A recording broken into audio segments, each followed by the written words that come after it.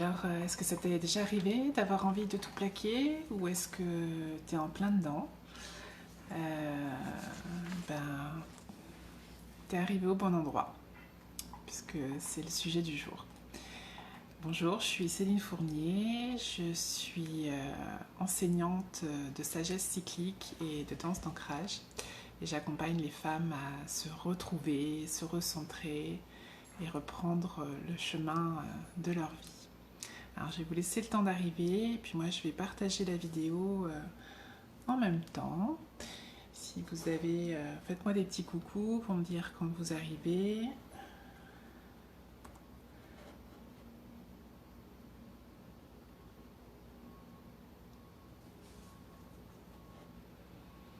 Dites-moi si c'est quelque chose qui vous est déjà arrivé de vivre ces espaces-là, comment ça s'est passé pour vous.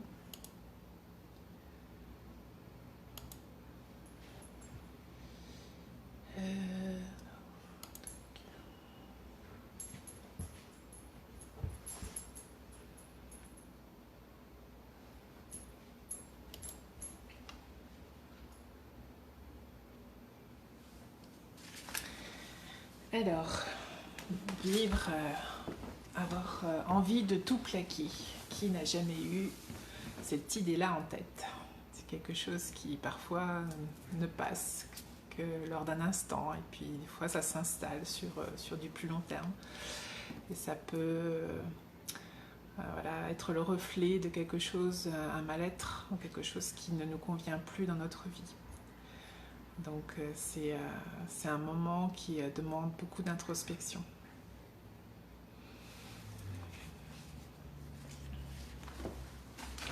Je vais attendre encore un petit peu le temps que vous arriviez. Faites-moi un petit coucou. Coucou Aurélie.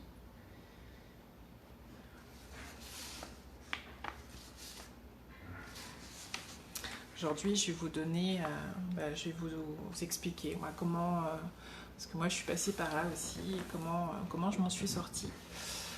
Donc, voilà, il y a des outils qui peuvent nous aider à traverser ces étapes-là de vie. Et c'est important, voilà, c'est important de les avoir pour pouvoir se relever. Parce que souvent, on est dans une période où on est un peu à terre. Dans ces périodes-là, on ne sait plus trop quoi faire.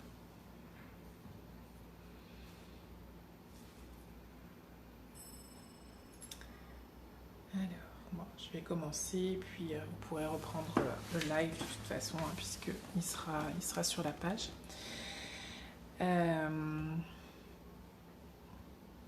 Donc, qu'est-ce qui se passe quand on est dans ces espaces-là? Comment on se sent à l'intérieur de nous? Moi, pour l'avoir expérimenté, je ressentais vraiment un vide abyssal. Il n'y avait pas vraiment de réelles circonstances à l'extérieur qui m'amenaient à être dans cet état-là.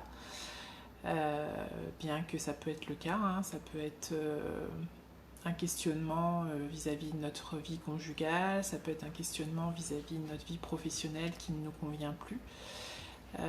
C'est souvent, voilà, ça arrive à des moments où ça va nous amener à nous questionner sur qu'est-ce qui se passe dans notre vie, qu'est-ce qui nous convient, qu'est-ce qui ne nous convient plus. Des fois, on sait pas toujours qu'est-ce qui nous convient plus.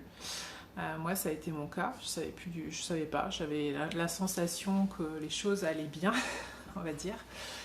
J'avais voilà, tout ce qu'on aurait pu penser pour être heureuse. Mais je sentais vraiment un vide profond en moi et je comprenais pas ce qui se passait.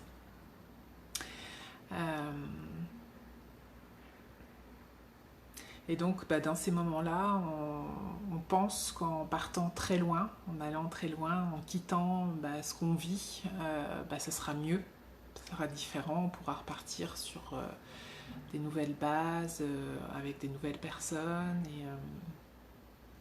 et on pense effectivement que ça va résoudre nos problèmes. Mais en fait, le plus grand voyage qui nous attend quand on vit ces espaces-là, c'est vraiment d'aller loin, d'aller très loin, mais de revenir vraiment au cœur de soi, de plonger vraiment au cœur de soi pour comprendre quelle est la nature de notre souffrance intérieure, qu'est-ce qui se passe pour qu'on ait cette sensation de vide abyssal. Et donc c'est tout un cheminement qui commence. Souvent on grandit et on est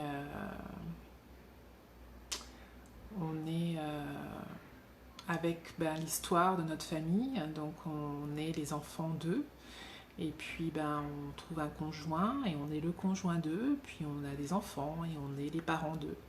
Mais on se construit avec ce que la société nous offre, mais on ne s'est pas forcément questionné sur nos attentes réelles, sur qui on est, qu'est-ce qu'on a à offrir. Et en fait, ce vide abyssal, c'est ça, c'est qu'on a vraiment besoin de savoir qui on est pour pouvoir se révéler et offrir vraiment notre essence au monde. Et ça, on nous l'apprend pas. On nous l'apprend pas à aller chercher ces espaces-là, puisque la société est en attente de nous, d'avancer, d'être toujours dans un mouvement très rapide. Il faut avancer, il faut produire, et donc du coup on ne s'offre pas ces espaces-là de rencontre avec soi-même. Donc et ça demande de ralentir, ça demande de ralentir son rythme. On a pu l'expérimenter ces derniers mois en ralentissant le rythme.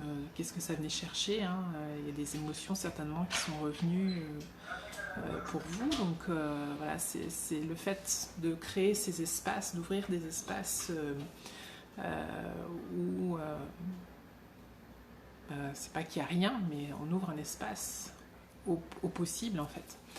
Donc, et là, peut surgir de belles surprises pour savoir qui on est et ce qu'on veut faire de notre vie.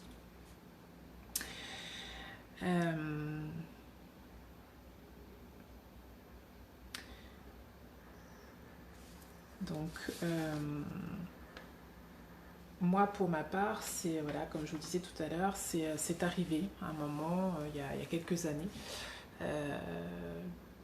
Je comprenais pas ce qui se passait. Donc j'avais eu une vie d'entrepreneuse assez active, donc j'étais dans un rythme très très rapide comme on a l'habitude de le vivre pour la plupart.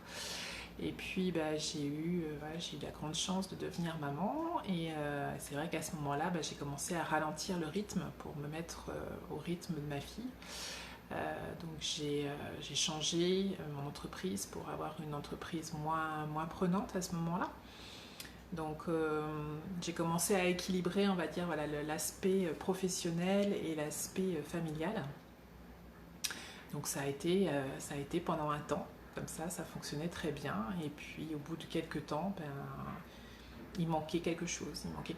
Parce qu'il y avait une partie de moi qui n'était pas réalisée, puisque j'étais effectivement même si j'aimais énormément mon travail, que je m'épanouissais vraiment dans mon travail, il y avait une partie de moi qui n'était pas réalisée. C'était mon essence, ma partie spirituelle, et ma partie aussi de connexion avec l'environnement, et ça, il y avait quelque chose qui manquait, mais à ce moment-là je savais pas je savais pas que c'était ça qui me manquait. Et donc moi je dirais, si j'ai des clés à vous transmettre, la première des clés pour savoir vers où aller quand on est perdu, quand on ne sait plus vers où aller, c'est déjà de s'ancrer.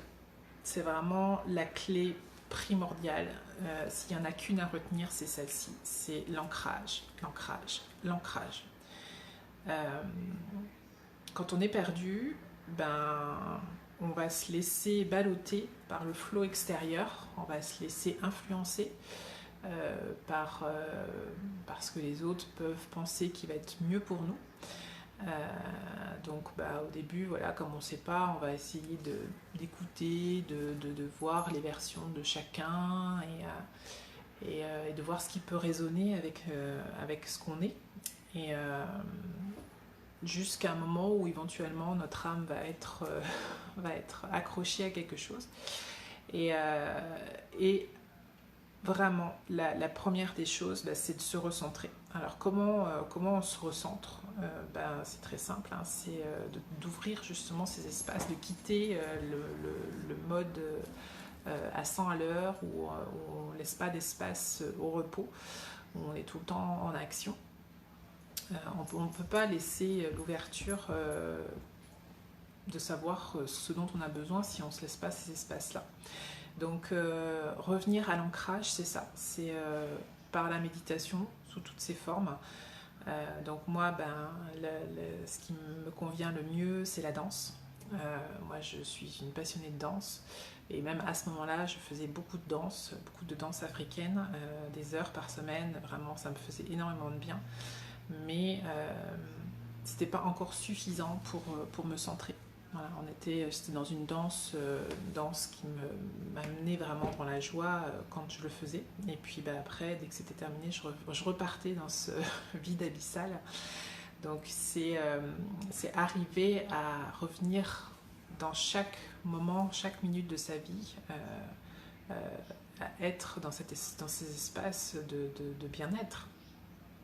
C'est pas juste une activité qui va nous faire du bien pendant un moment, c'est arriver à le vivre au quotidien. Mais avant ça, il va falloir passer par certaines étapes qui sont nécessaires de guérison intérieure, de libération, et puis voilà, se laisser ce temps d'aller plonger et d'aller savoir qui on est et ce dont on a besoin. Donc pour ça, c'est voilà, l'ancrage, ça peut être sous forme de méditation, voilà, par le chant, ça peut être par méditation guidée, méditation voilà, de pleine conscience. Donc moi j'ai fait le choix, j'ai rencontré, je faisais de la danse africaine, mais là j'ai rencontré une danse qui était une danse africaine, mais qui amenait à cet état en fait de pleine conscience. Pendant la danse. Donc je couplais en fait ma passion et revenir à cet état de pleine conscience. Parce que souvent on a le mental qui est souvent en action, qui n'arrête pas de gigoter dans tous les sens, hein, le hamster qui tourne dans la roue. Moi j'avais un mental très très puissant à ce niveau-là et donc laisser des espaces pour s'ouvrir à quelque chose, c'est difficile quand on a cette façon de fonctionner. Non seulement on est tout le temps dans l'action, mais le cerveau, même si on se met en arrêt, le cerveau il est toujours en action. Donc du coup c'est difficile d'ouvrir des espaces. Donc il n'y a vraiment que la méditation qui peut nous ouvrir ces espaces-là. Et moi la méditation assise ne me convenait pas puisque le hamster est continué à fonctionner. Donc là le fait de revenir dans le mouvement et de voilà, je demandais à mon corps aussi de se mettre en mouvement, donc ça me demandait beaucoup de concentration, beaucoup de présence. Et le fait de commencer à vivre ces espaces-là dans la danse, ça a commencé petit à petit à se mettre en place dans mon quotidien. Et je ne dis pas que je suis à 100% ancrée, hein, ça m'arrive encore d'avoir des espaces où je suis encore perdue dans mes pensées, mais c'est nettement... c'est nettement réduit par rapport à ce que je pouvais vivre il y a quelques années. Donc voilà, pour revenir, et quand vous vivez dans ces espaces-là, quand vous êtes ancré, c'est là que vous allez commencer à pouvoir être plus à l'écoute de ce dont vous avez besoin. Voilà, voir ce qui vous semble juste pour vous ou pas, ou est-ce que c'est quelque chose qui vous est imposé parce qu'on pense que c'est bon pour vous. Mais est-ce que vous sentez que c'est vraiment bon pour vous? Donc là, c'est revenir voilà, dans notre alignement et notre connexion terre-ciel. Et donc là, l'énergie recircule déjà à ce moment-là. Parce que souvent, quand on est perdu, on a perdu notre chemin, donc on est complètement décentré. Et on n'est plus dans cet alignement terre-ciel, hein. On est, voilà, quand on dit on est à côté de nos pompes, hein, c'est ça, c'est que le corps fonctionne, mais notre âme est plus ou moins à côté, quoi. Elle avance à côté et c'est pas aligné. Donc pour vraiment recevoir ce dont on a besoin pour notre mission de vie, c'est déjà se rassembler. Donc ça, c'est vraiment la première clé importante. Donc ça peut être la danse, ça peut être d'autres formes de méditation, hein, trouver celle qui la plus juste pour vous, mais pour arrêter ce flot de pensée incessant qui vous empêche d'ouvrir l'espace et d'ouvrir un champ de connexion avec le ciel, la terre et tout ce qui est autour de vous. La deuxième clé, c'est la gestion des émotions. Alors si vous êtes hypersensible, comme moi je le suis, on peut se laisser très vite embarquer dans un flot d'émotions et ne pas en sortir. Faut bien comprendre que nous ne sommes pas nos émotions.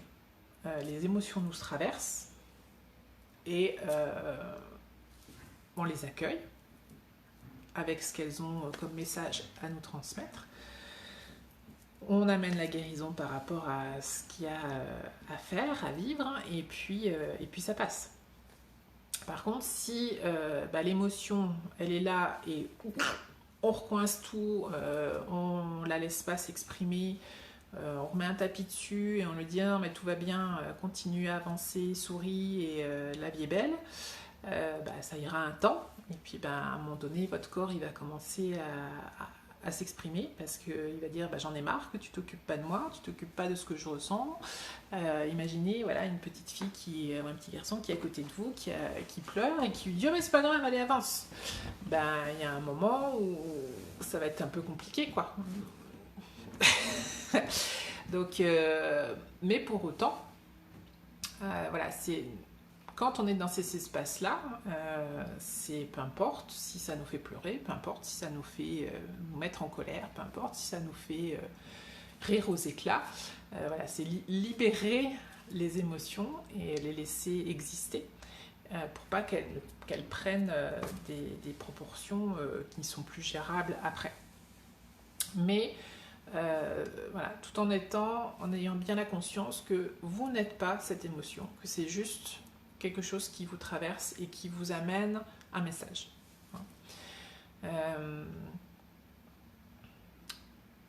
On peut vite se laisser embarquer et rester dedans. Donc c'est vraiment important de comprendre qu'on n'est pas ça et que effectivement ça nous fait du bien de vivre cet espace-là pendant un temps, mais pas pour autant y rester dedans et nous associer à ça. C'est-à-dire que c'est une personne triste, c'est une personne joyeuse, c'est une personne colérique. On n'est pas ça. Ça ne nous... C'est pas nous, c'est juste une émotion. Donc, deuxièmement, donc la première chose, c'est l'ancrage. La deuxième chose, c'est la gestion des émotions. Et puis, la troisième chose qui est venue dans ma vie, donc moi, ça a vraiment été un cadeau du ciel de m'ouvrir à ça. Ça m'a donné une compréhension beaucoup plus globale de ma présence sur Terre. Parce que comme si vous êtes dans cet état d'hypersensibilité aussi,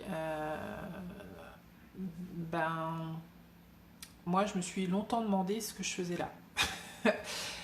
Qu'est-ce que je fais sur cette terre qui tourne à l'envers, où il y a tant de souffrances, tant de douleurs, tant de massacres, tant de choses que je ne comprenais pas. Donc ce qui faisait que, comme j'étais dans cet état de consternation vis-à-vis de ce que je voyais, je sortais de mon corps, je n'étais plus ancrée pour ne pas souffrir en plus de ce que je voyais. C'est-à-dire que voilà, en étant dans mes pensées, je ne souffrais plus de ce que je pouvais observer. Une fois que j'ai compris que nous autres, êtres hypersensibles, on a aussi notre valeur à apporter au monde, on a aussi cette qualité qui va changer les choses, puisque on est sensible, on se sent connecté à tout ce qui nous entoure, et c'est une qualité très précieuse. Donc ce n'est pas un défaut d'être hypersensible, bien au contraire. Si on ne se laisse pas manipuler par nos émotions, bien sûr, mais c'est vraiment une qualité qui va nous permettre d'être dans notre ressenti. Donc, soyez bénis de vivre cette sensibilité-là en vous. Et donc, la vie cyclique, c'est quoi? C'est comprendre que, on le voit tous les jours, hein, voilà. Dans une année, vous avez vos 4 saisons, donc il y a des énergies différentes, il y a des températures différentes, il y a des paysages différents. Donc on voit bien que au rythme d'une année, c'est cyclique et puis ça revient. Et puis on peut voir aussi que au niveau lunaire, il y a aussi des énergies cycliques. Hein. Tous les 28 jours, on change de cycle. Avec une énergie montante, hein, de la nouvelle lune jusqu'à la pleine lune, puis ça redescend et ça recommence. Et puis, voilà, j'ai eu la chance de vivre sur mon chemin, de rencontrer des femmes qui vivaient cette vie cyclique et qui avaient intégré en fait que dans notre corps, il y a aussi cette énergie cyclique. Donc, quand on est en période où on a des cycles menstruels, c'est beaucoup plus visible. Mais ce n'est pas parce qu'on n'a plus de cycle menstruel que ça s'arrête. Et les hommes aussi ont une vie cyclique, hein. C'est pas réservé aux femmes, puisque le rythme de la nature, le rythme des lunes ont aussi un impact sur eux. Donc une fois que vous avez compris cette vie cyclique, et que vous faites partie du grand tout, puisque vous êtes interconnectés au rythme des saisons, donc de la Terre, vous êtes connectés à la Terre, et vous êtes aussi connectés à l'univers, avec les cycles de la Lune, et sous le regard aussi du Soleil, parce qu'on parle souvent de la Lune, les femmes se sentent vraiment beaucoup proches de la Lune, mais il faut être bien conscient qu'on voit la Lune parce que le Soleil est là aussi, hein. Donc la Lune représente notre polarité féminine et le Soleil notre polarité masculine. Donc c'est important, quand on parle de la Lune, d'être toujours dans la conscience que le Soleil est là, hein, malgré tout. Et donc du coup, ça fait toute une différence de comprendre que je ne suis pas juste un être humain au milieu de milliards d'autres, qu'on est tous interreliés, qu'on est tous connectés à tout ce qui nous environne, tout ce qui, voilà, les pierres, les animaux, tout ce qui est autour de nous, on ne fait qu'un. Voilà. Donc ça donne vraiment une autre dimension de notre réalité sur Terre, de qu'est-ce que je fais ici et à quoi je sers. Hein, parce que à quoi on sert véritablement c'est de vivre en harmonie avec ce qui est autour de nous, vivre en harmonie avec les personnes qui sont autour de nous, mais notre environnement, hein, on le voit en ce moment, le fait de ne pas vivre en harmonie, d'avoir été dans une course effrénée contre la montre pour toujours produire plus et toujours avoir plus, ça ne marche plus, ce modèle-là. Donc ce modèle-là, c'est revenir à une vie cyclique. Et qu'est-ce que ça veut dire revenir à cette vie cyclique? C'est s'offrir justement des espaces dans le mois, sur 28 jours. On passe par nous aussi, on vit nos saisons intérieures, hein, comme la nature. On vit nos saisons intérieures, mais nous sur un cycle plus court. On vit sur le cycle lunaire. Hein. Sur 28 jours, on passe par 4 saisons intérieures. Donc qu'est-ce que c'est ces 4 saisons intérieures? C'est comprendre qu'on n'est pas sur une vie linéaire, qu'on doit toujours être à fond tout le temps, parce qu'à un moment donné on est à fond là, et puis après on est à fond là, on est à fond là, on est à fond là, on est à fond là, et puis après on est épuisé.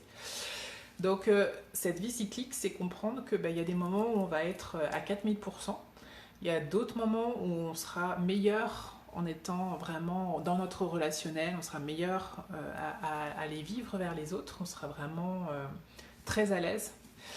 Il y aura d'autres moments où on sera très créatif, très intuitif, et puis il y aura d'autres moments où on aura besoin d'aller dans notre grotte pour se reposer, se ressourcer et être dans cette réflexion de qu'est-ce qu'on a vécu pendant tout ce cycle pour repartir sur un nouveau cycle. Voilà, donc ça c'est ma 3e clé qui a été le plus important. Quand je vous parlais tout à l'heure que dans ma première partie de vie, j'étais entrepreneuse et que j'étais à fond. Donc en fait, c'est comme si j'étais tout le temps dans mon printemps intérieur où J'étais tout le temps à travailler, tout le temps à penser à comment je pouvais faire pour travailler mieux, travailler plus fort.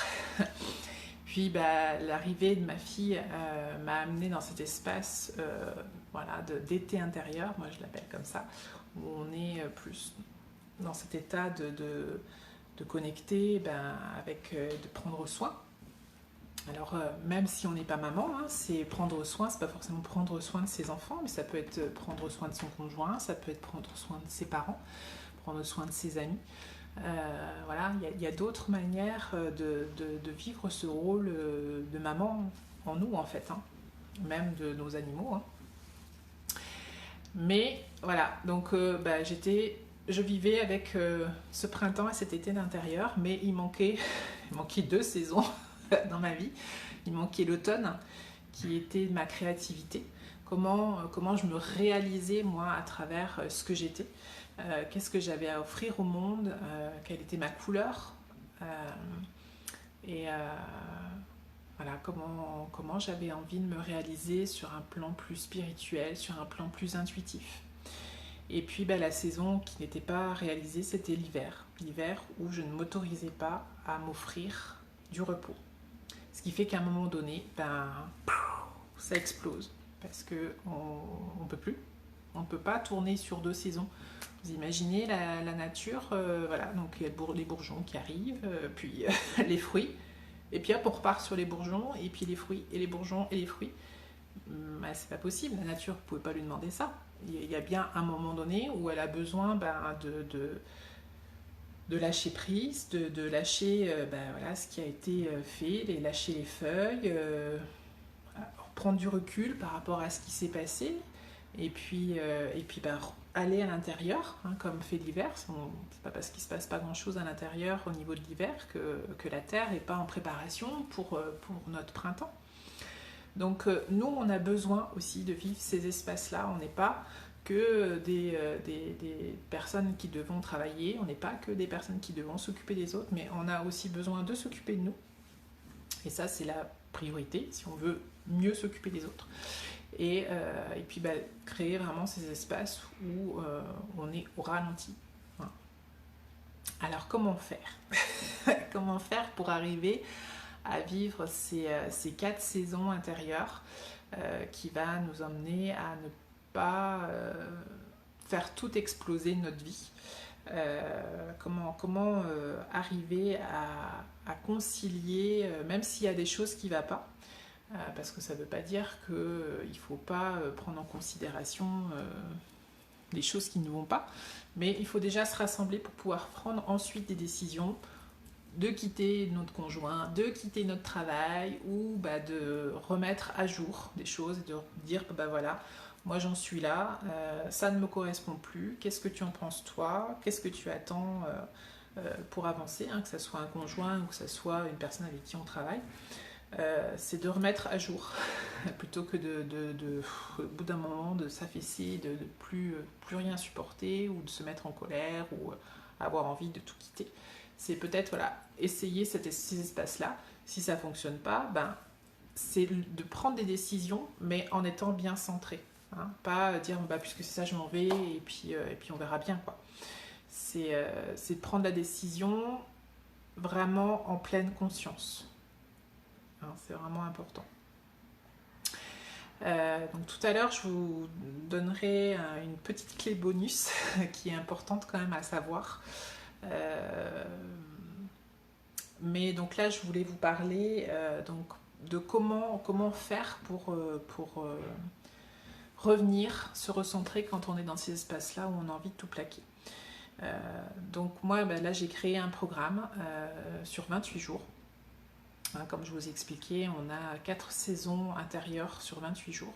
Donc c'est arriver à se réaliser dans ces 4 saisons intérieures, les faire, les éveiller, les amener à vivre pleinement. Donc pour vous réaliser, mais aussi pour vous mettre en connexion avec tout ce qui vous entoure. Donc c'est un programme qui vous amène à être en connexion avec vous. Donc on reprend la première clé, l'ancrage, puisque voilà, il y a des mouvements de danse qui sont proposés, des méditations et d'autres rituels qui vous amènent à vous connecter à vous et à votre environnement. Et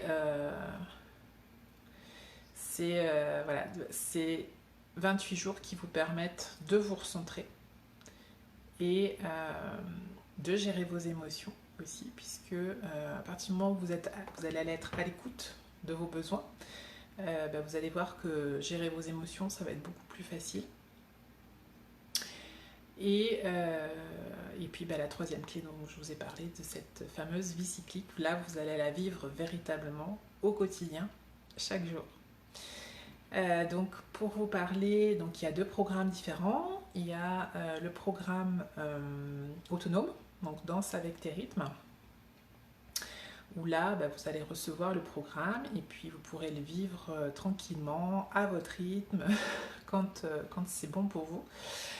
Donc là en ce moment il y a un prix de lancement jusqu'au 1er juillet, il est à 99$ au lieu de 148. Et puis il y a le programme privilège. Donc là c'est le même programme que vous allez recevoir, mais vous allez avoir un accompagnement avec moi en individuel à plusieurs reprises. Voilà, pour pouvoir aller dénouer s'il y a des choses à dénouer dans votre parcours, dans votre histoire qui sont en lien avec les rituels que je vous proposerai. Donc celui-ci, il est à 305$ au lieu de 355, pareil jusqu'au 1er juillet. Voilà, donc ce que je voulais vous rajouter par rapport à la 4e clé que je voulais vous offrir aujourd'hui, c'est aussi comprendre que les dons, ça sert à quelque chose. Quand on est dans ces espaces-là, quand ça nous arrive, alors des fois il y en a des gros, des très très gros, ça demande de plonger vraiment profond, hein. Parfois on ne l'a pas encore fait et ça demande du coup d'aller à l'intérieur, et c'est bien d'être accompagné dans ces espaces-là parce que c'est pas toujours facile tout seul. Mais comprendre qu'il y en a régulièrement. Alors, pour les femmes qui sont cycliques, par exemple, régulièrement, quand on arrive dans notre automne intérieur, donc c'est la phase prémenstruelle, c'est une phase qui est souvent difficile émotionnellement, parce que physiologiquement, il se passe des choses au niveau des hormones, donc ça va être le chaos intérieur. Mais ce chaos-là, c'est pas quelque chose qui est contre nous, c'est vraiment un chaos qui nous amène à nous renouveler, qui nous amène à prendre du recul et dire « Ah mais oui, mais ça je veux pas, ok, donc là il y a des choses qu'on va remettre en place. » Donc c'est important, c'est sûr que c'est c'est tannant parce que voilà, c'est pas toujours facile à gérer, mais quand on a les outils de gestion émotionnelle, on arrive plus facilement. Mais c'est comprendre que c'est un atout en fait de vivre ces espaces-là. Et tout autant les personnes qui n'ont pas de cycle menstruel, hein, donc l'automne intérieur correspond à l'après-pleine lune, hein, peut-être que certaines personnes, si vous êtes sensibles au cycle de la lune, voilà, aux alentours de la pleine lune, aux alentours de la nouvelle lune, hein, on a quand même souvent des choses, moi en tout cas ça m'arrive d'avoir des nuits agitées ou des choses qui se passent, ou même des révélations plus importantes. Donc après la pleine lune, que ce soit les femmes qui n'ont pas de cycle ou les hommes, hein, moi je l'ai vraiment constaté même avec mon chéri, cette période-là, la semaine qui suit la pleine lune, c'est une période chaotique au niveau des énergies, hein. Donc on sera dans un état de réactionnel qui n'est pas actif dans les autres périodes. Mais juste être dans cet état d'accueil que c'est un cadeau en fait qui nous est offert, même si on est brassé pendant cette période-là, même si c'est inconfortable. La suite, c'est vraiment un cadeau qui s'offre à nous pour nous renouveler et nous réaliser dans vraiment ce que l'on est. Voilà, donc j'espère que ça a répondu à vos questions, ça a répondu, j'ai pu vous donner des outils qui peuvent vous aider à avancer et à comment gérer quand ça arrive, ce genre de crise où on a envie de tout envoyer valser. Si vous avez besoin, je peux faire aussi des accompagnements individuels que ce soit en visioconférence ou en présentiel, hein, tout est possible. En présentiel, il faut que ça soit à côté. Mais voilà, si vous avez besoin, n'hésitez pas à me contacter, soit par Messenger ou si vous avez mes coordonnées téléphoniques, si vous habitez pas loin, on peut aussi correspondre. Voilà, je ne sais pas s'il y a des questions, je vais regarder.